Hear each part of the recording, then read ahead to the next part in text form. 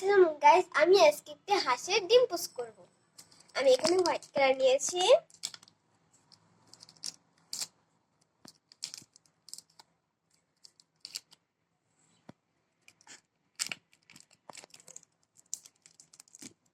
আমি এই হোয়াইট কালারটি গোল করে নিব।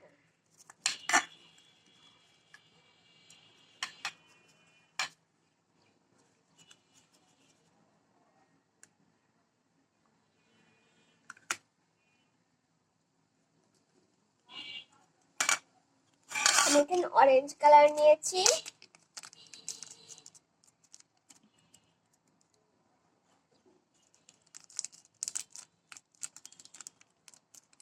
অরেঞ্জ কালারের সাথে সামান্য সাদা কালার মিক্সড করব।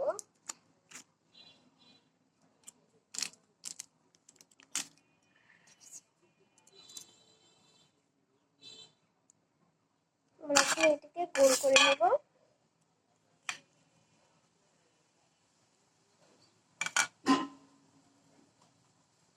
আমরা এখন এই কাঠিটা দিয়ে পেছনটা একটু ফাঁকা করে একটু গোল করে নেব গোলাপ।